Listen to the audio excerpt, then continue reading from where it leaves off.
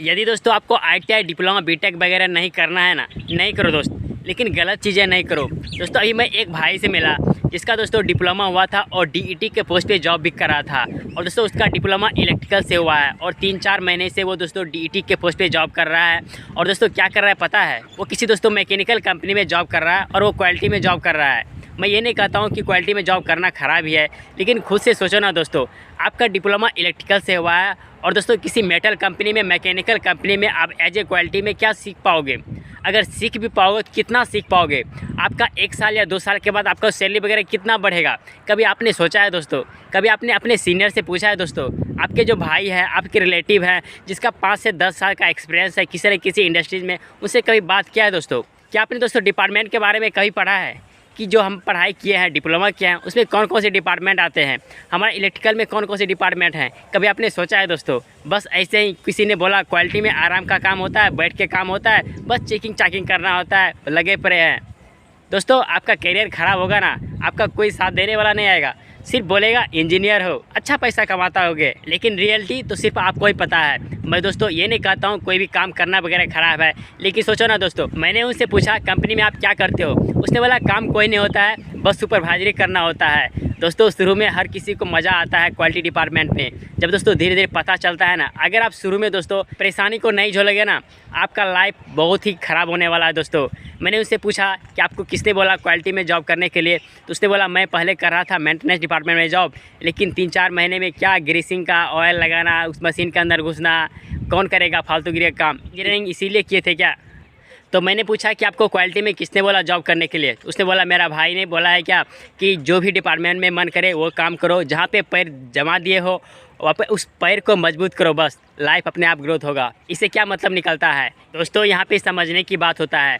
Company वाला दोस्तों qualified candidate देख के हर किसी को हायर कर लेता है, लेकिन दोस्तों हमें समझना पड़ता है कि हमारे लिए यहाँ पे क्या होने वाला है। दोस्तों समझने वाली बात यह है कि दोस्तों मान लो किसी भी मेटल कंपनी में, किसी मैकेनिकल कंपनी में क्वालिटी वाले बंदे की रिक्वायरमेंट है। दोस्तों जिन्होंने डिप्लोमा किया है मैकेनिकल से, उसको हर चीज़ के बारे में पढ़ाया जाता है। माइक्रोमीटर, वर्नियर, क्लियरेंस, मतलब जितने भी गियर के टीथ वगैरह होते हैं या फिर कोई भी मेटल पार्ट होते हैं, कितना डेप्थ उसका वेल्डिंग हुआ है, या फिर हर चीज़ दोस्तों मैकेनिकल से रिलेटेड चीज़ें पढ़ाई जाती है। तब जाके दोस्तों वहाँ पे डिप्लोमा मैकेनिकल वालों के लिए हायरिंग होता है। लेकिन दोस्तों इलेक्ट्रिकल कैंडिडेट जिसका इलेक्ट्रिकल इंजीनियरिंग हुआ है, डिप्लोमा कहीं ना कहीं एक इंजीनियरिंग से रिलेटेड चीज़ें होती है, कोर्स होता है दोस्तों।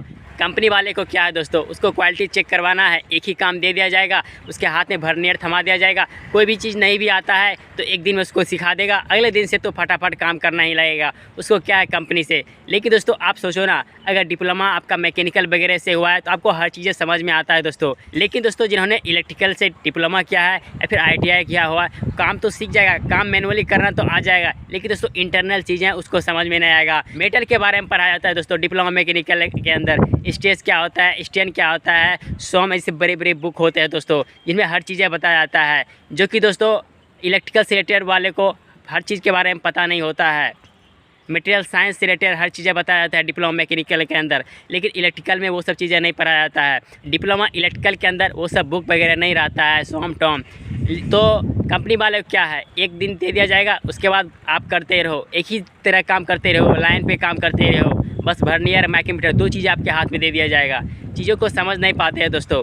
उसका कहना है कि मेरा भाई ने बोला क्या कि जो भी काम करना है करो, एक जगह पैर जमा दिए हो तो उसी को मजबूत करो।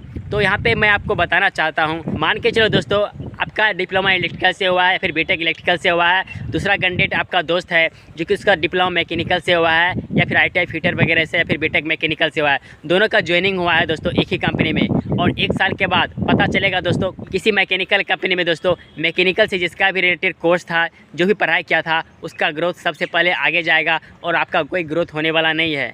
और दोस्तों इसके अलावा कोई भी आएगा ना, कोई भी प्लांट का कोई भी मेंबर वगैरह आएगा ना, आपसे पूछेगा ना, आप उसके इतना जवाब नहीं दे पाओगे, क्योंकि दोस्तों इंटरनल चीज़ें उसको पता होता है, आपको ऊपर ऊपर की चीज़ें पता होता है। सिर्फ दोस्तों काम करना आपको आता है, लेकिन इंटरनल चीज़ें बहुत सारी चीज़ें होता है जिसके बारे में आपको पता नहीं होता है।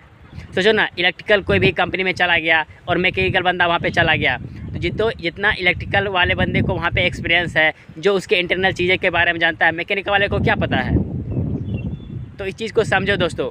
आपका जो भी पढ़ाई हुआ है उससे रिलेटेड आप डिपार्टमेंट चूज़ करो, उससे रिलेटेड दोस्तों आप कंपनी चूज़ करो। आजकल के इंजीनियर ऐसे ही बर्बाद नहीं हैं, या फिर आजकल के इंजीनियर ऐसे ही दोस्तों नहीं जॉब के लायक हो जाते हैं। वो समझ ही नहीं पाते हैं कि हमें करना क्या है। पढ़ाई वगैरह तो कर लिए, लेकिन हमें कौन सा डिपार्टमेंट चूज़ करना है, कौन सा कंपनी चूज़ करना है, इन सब के बारे में कोई दोस्तों ध्यान ही नहीं देता है। बस पढ़ाई के दौरान हर टीचर आपको पढ़ाता है, और जॉब लगाने के दौरान कोई ना कोई आपको जॉब लगा ही देता है, चाहे कंसल्टेंसी के थ्रू जॉब लगे, चाहे आपका रेफरेंस के थ्रू जॉब लगे, जॉब भी लग जाता है और वहाँ से आपका पढ़ाई वगैरह हो भी जाता है। लेकिन दोस्तों आखिर करना क्या है, हमारा लाइफ किस में होने वाला है, इस पर कोई बात भी नहीं करेगा। और मैं एक और चीज़ें अंदर की बात बताऊँ, आपका इलेक्ट्रिकल वगैरह हुआ है ना, किसी मैकेनिकल या फिर मैकेनिकल फील्ड से रिलेटेड किसी भी कंपनी में चले जाओगे ना, वहाँ पे जो बंदा होगा ना, आपका चाहे बीटेक क्यों ना हो गया, बीटेक इलेक्ट्रिकल से क्यों ना हुआ हो, आपको दोस्तों वो आपको नीचा कर देगा। उसके अंदर इंटरनल चीज़ें हर चीज़ पढ़ाई किया होता है दोस्तों, चाहे आप बीटेक क्यों ना हो, डिप्लोमा मैकेनिकल वाले आपको मतलब सकने नहीं देगा आपके सामने में। और बहुत सारे लोग ये सोच रहे होंगे कि चलो कोई बात नहीं, पढ़ाई क्या हुआ है, सब चीज़ एक्सपीरियंस पे होता है। तो दोस्तों ये आप गलत सोच रहे हो। अगर सब चीज़ एक्सपीरियंस पे ही होता तो कोई झक मार के 3-4 साल डिप्लोमा या फिर ITI बीटेक करने में टाइम नहीं लगाता। 3-4 साल बहुत मायने रखता है दोस्तों।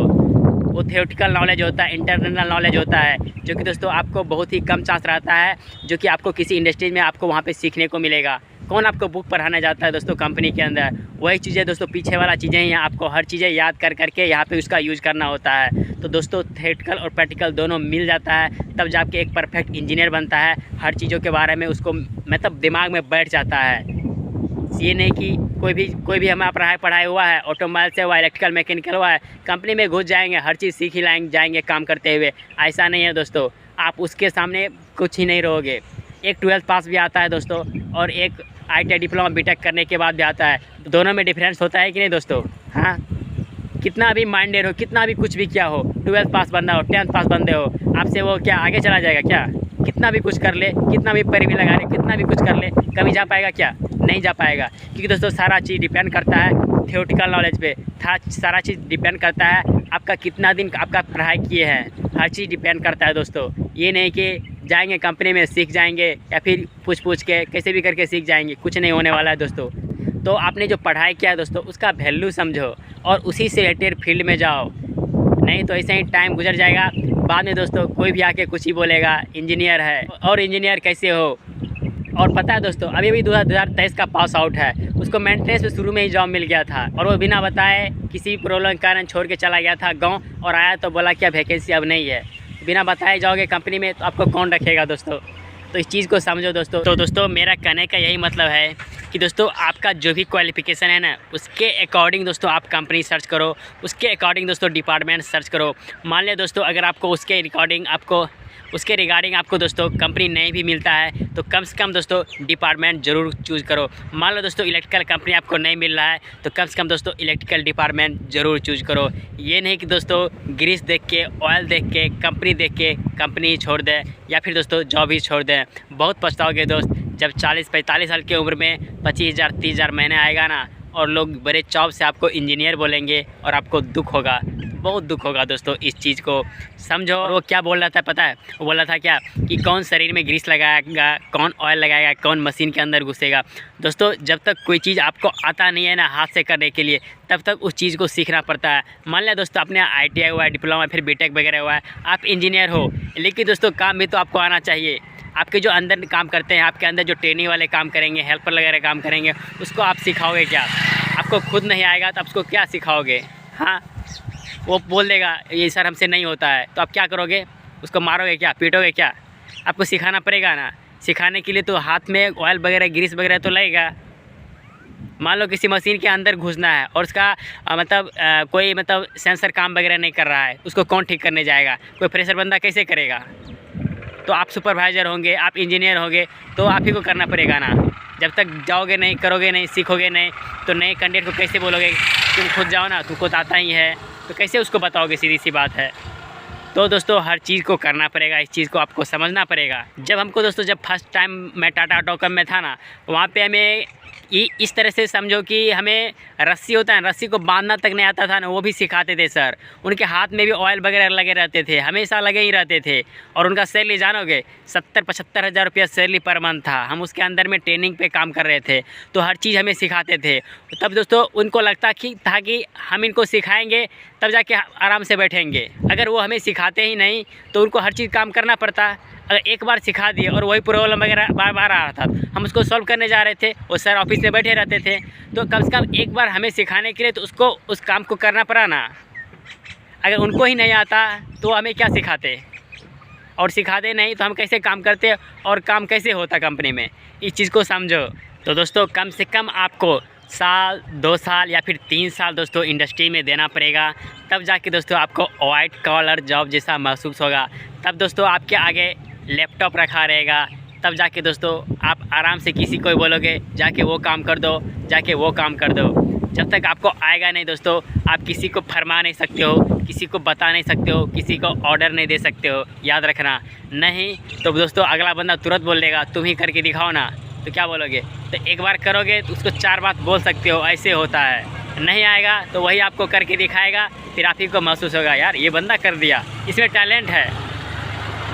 तो इस सब चीज़ों को समझना पड़ेगा दोस्त। तो उम्मीद करता हूँ दोस्तों सारा चीज़ समझ में आ गया होगा। मेरा एक ही कहना था दोस्तों कि आपका जो भी क्वालिफ़िकेशन है ना, उसके अकॉर्डिंग कंपनी सर्च करो। उसके अकॉर्डिंग अगर कंपनी नहीं मिलता है ना, कम से कम डिपार्टमेंट ज़रूर सर्च करो।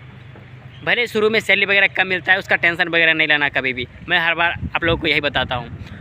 तो बात दोस्तों उम्मीद करता हूँ सारा चीज़ समझ में आ गया होगा। कोई प्रॉब्लम आता है दोस्तों कमेंट करो, और जॉब वैकेंसी वगैरह के लिए हमारे वीडियो के डिस्क्रिप्शन में हमारा वेबसाइट है, वहाँ पे अपडेट रहो। सारे जॉब वैकेंसी दोस्तों वहाँ पे आपको फ्री में देखने को मिलता है। तो बात दोस्तों फिर मिलते हैं किसी और इसी तरह के वीडियो में, तब तक के लिए बेस्ट ऑफ लक।